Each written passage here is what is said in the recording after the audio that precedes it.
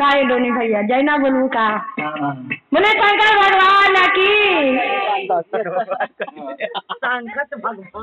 शंकर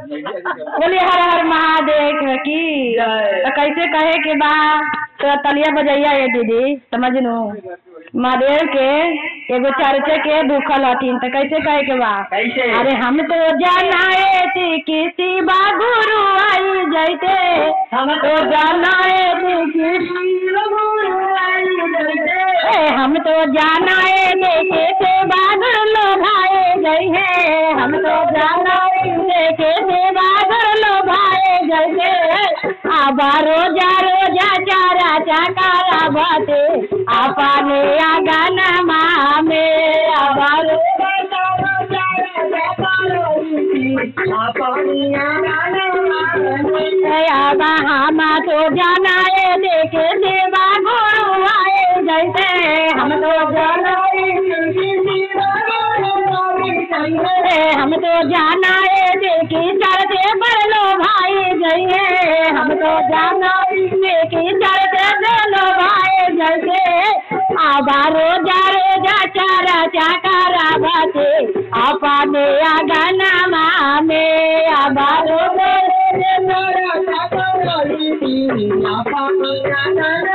आबा रोजा रोजा चारा चाकारा बाते आपने आगा नमा में आबा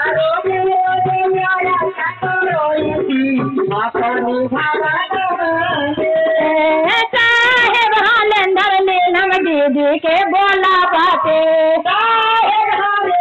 भैया नीलम के बोलाई साहेब हालेंदर भैया नीलम के बोलाए थे साहेब हालेंदर नीलम दीदी के बोलाए थे साहेब हालेंदर नीलम दीदी के बोला बाते साहेब हालेंदर नीलम दीदी के बोलाए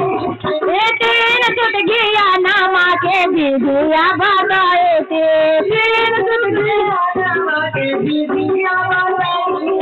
तीन टूट गया नामा के दीदिया बताई है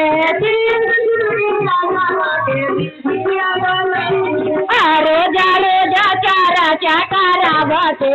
आपने आगा नमा में आबा रोजा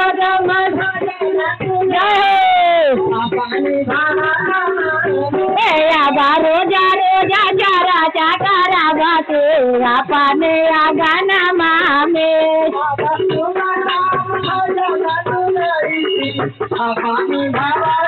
अरे मैं सारी बेटा मामा बाजार से लगाए थे मैं सारी बेटा मामा बाजार से मंगावाते मैं सारी बेटा पाने आगा नमा में भोगा वाला गावाते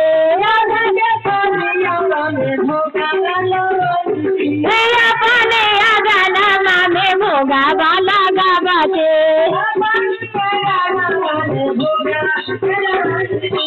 आबाए ताने दीदिया हम बताए थे आपने आगा नमा में आबाए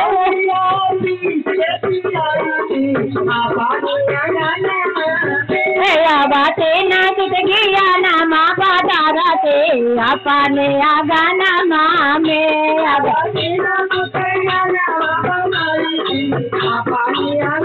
अरे गंगा जमुना माथे जाला भर लाए थे गंगा जमुना माथे जाला भर लाए थे गंगा जमुना माथे जाला भर लाए थे बोला जी के अपने से चारा ना धोला बाते बोला जी के अपने से चारा ना धोलाई गंगा जमुना माथे जाला मंगाए थे अपना जमुना माथे जाला अपने आगा नमा में चारा ना धोला बाते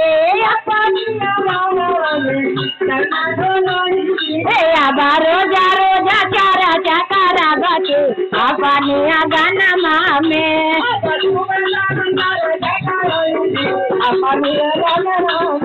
आबा रोजा रोजा चारा चाकारा बाते चढ़ावते अपने अगनमा में अब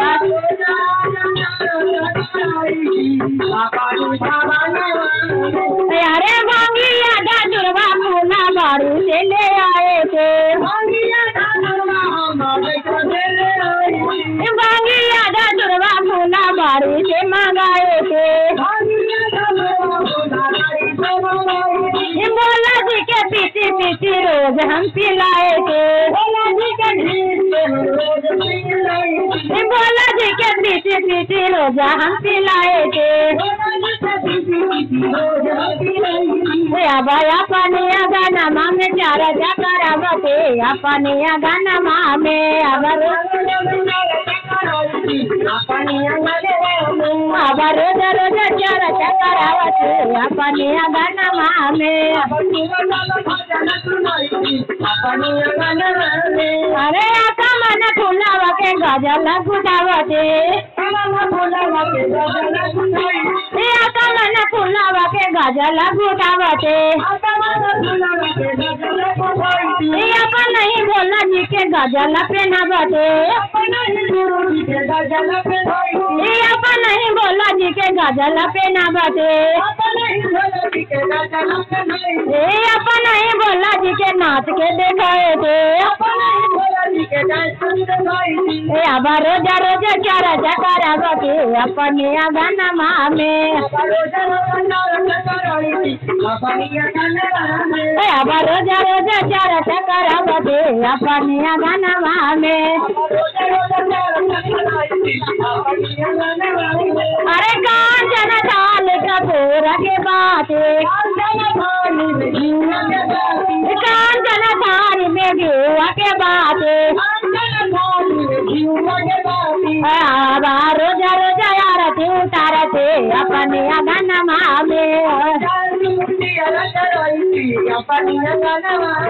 अब रोज रोज आरती उतारते अपने अगनमा में